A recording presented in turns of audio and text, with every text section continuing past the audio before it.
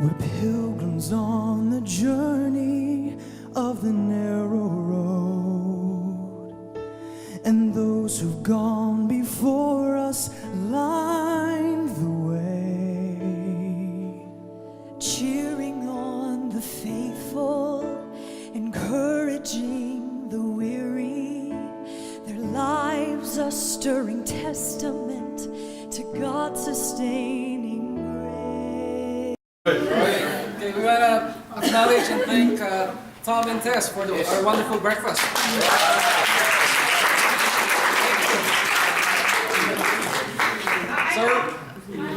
I just wanted to, it's also a celebration of, tomorrow is my parents' 52nd wedding anniversary. Oh yeah.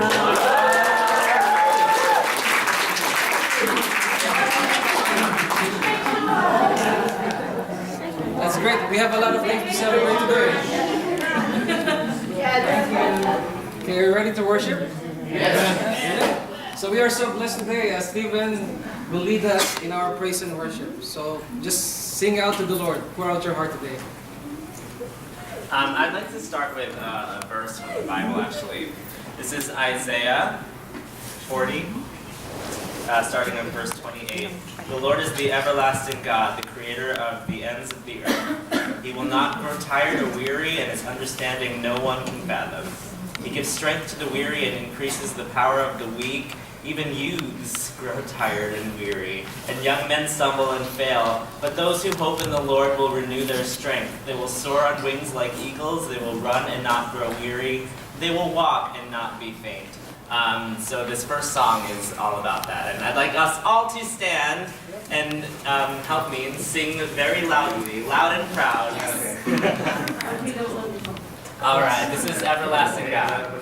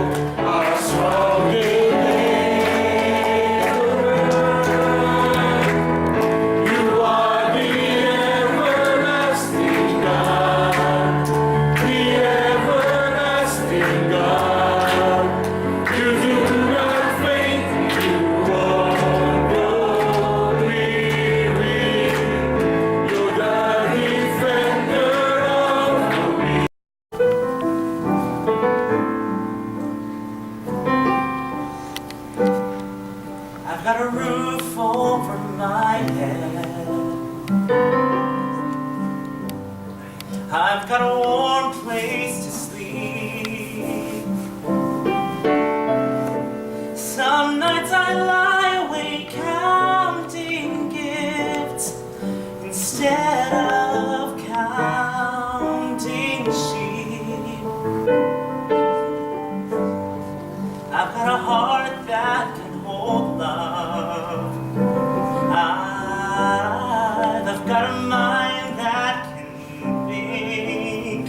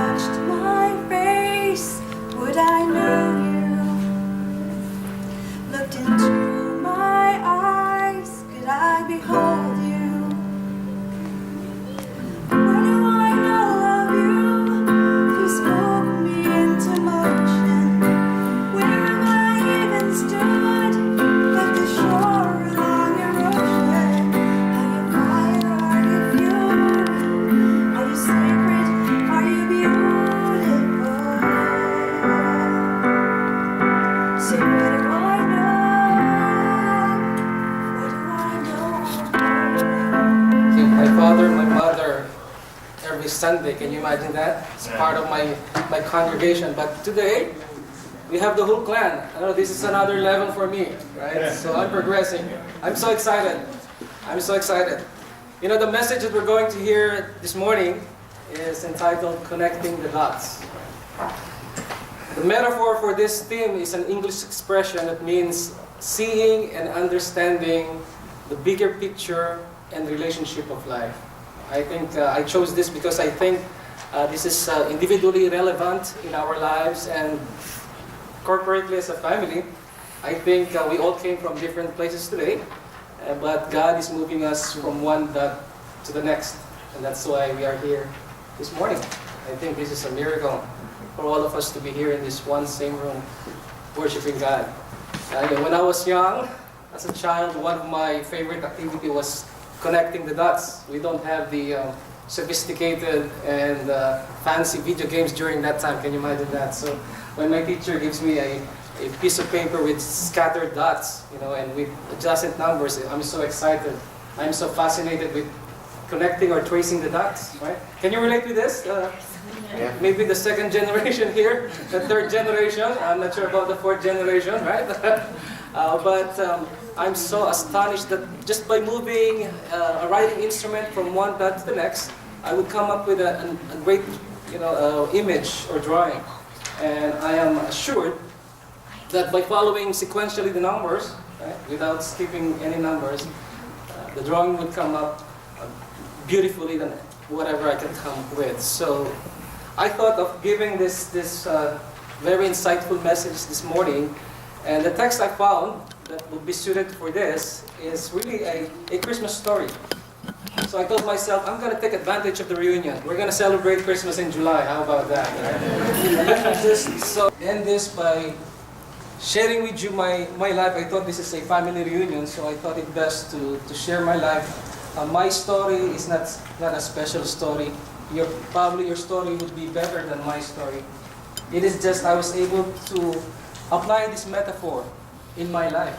That's why I would like to share this with you, and hoping that you will do the same, or probably already did, on how God has moved us from one dot of our lives to the next.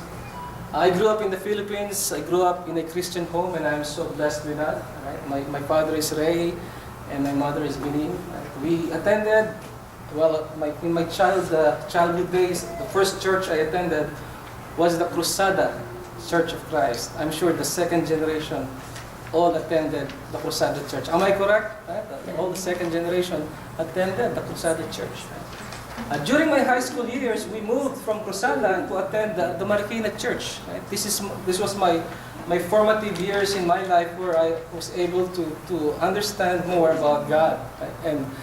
and develop my leadership qualities in this church. Then I went on to college, and I didn't understand why God allowed me to take a course in science, particularly Bachelor of Science in Physics. Don't ask me about physics today. All I know is the definition of physics, the study of matter and energy. That's all I know. And I have this penchant in computer, so I went ahead and studied computer engineering.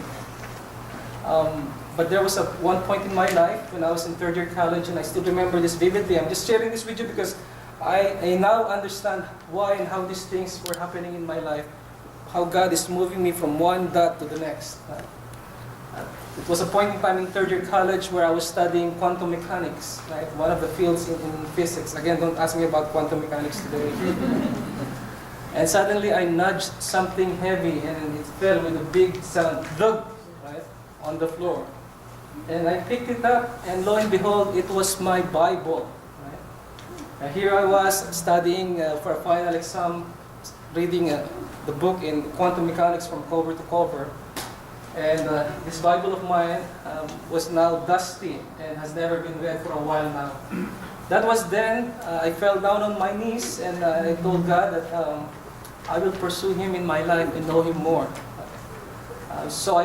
After college, I went on to study in the seminary for a year. But God is moving me from one dot to the next. My family migrated from the Philippines to the United States when I was 23 years old. Don't ask about my age today, right? 23 years old with my family. Right? again, trusting God along the way, what His plans in my life was.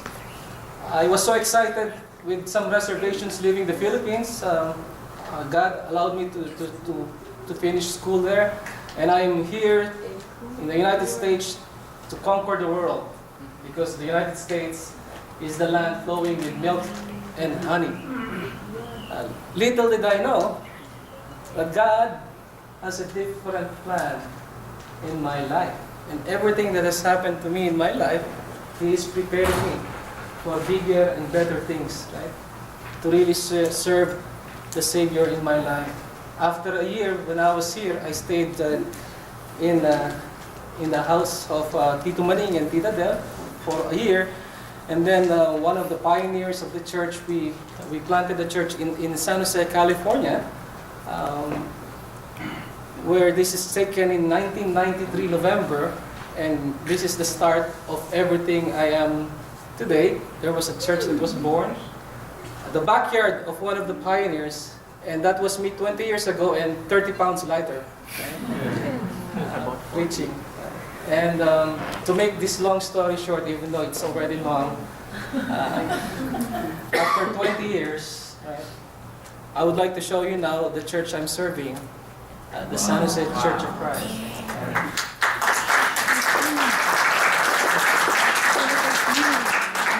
And if you have a chance to visit us in San Jose, California, I would like you to see our church there. And it's all because we're trusting God as He leads us from one dot to the next. Understanding that it is God connecting the dots in our lives. It is God who allows us to find the Savior in our lives, right? And when we find the Savior in our lives, the appropriate response is to worship Him with all our hearts and serve Him with everything we have. I thought it was just me and my family, and I thought that I would never meet anybody else. But this is really good because I've been given the opportunity to be in touch with my roots, and I thank God for that. I wanted to tell you something that I learned about Lola Delane. When I was a teenager, I heard her pray aloud, and I'm not sure I remember what she was praying about. What I did hear was the intensity and the passion in her prayer. And that gave me a sense of that she, how do you say it? Her complete faith and complete reliance on God. And that's the thing that I kept hearing when she was praying. And I think her prayer might have been just a regular prayer of asking God to bless her children and her family and her children's children.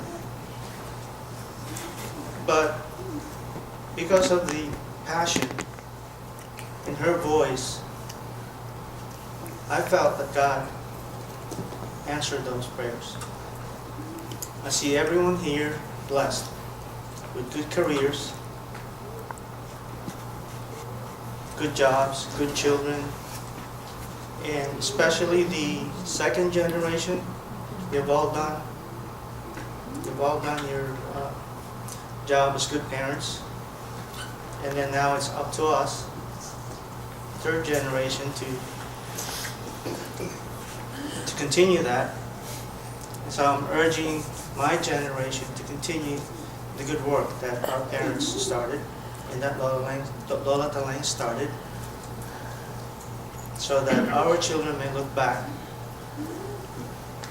and see in us the examples that we might be good citizens, loving parents, contributing to society, influencing, helping those within our sphere of influence. I'm running out of things to say. Anyway, what I wanted to do was share the words to this song as a kind of a closing. Let me see if I could read this. Okay, this is, I guess, just picking up on Arnell's message and the songs, the worship songs that we've sang today. This is really, I think, very fitting. And this is a message for everyone, but especially to my generation. The title of the song is Find Us Faithful. We're pilgrims on the journey of the narrow road. Pilgrims on the journey of the narrow road, and those who've gone before us lined the way, Cheering on the faithful, encouraging the weary. Their lives a stirring testament to God's sustaining grace. surrounded by so great a cloud of witnesses. Let us run the race, not only for the prize, but as those who've gone before us. Let us lead to those behind us a heritage of faithfulness passed on through godly lives. Oh, may all who come behind us find us faithful. May the fire of our devotion light their way. And may the footprints that we lead them to believe. And the lives we live inspire them to obey. Oh, may all who come behind us find us faithful. After all our hopes and dreams have come and gone, and our children sift through all we've left behind, May the clues that they discover and the memories they uncover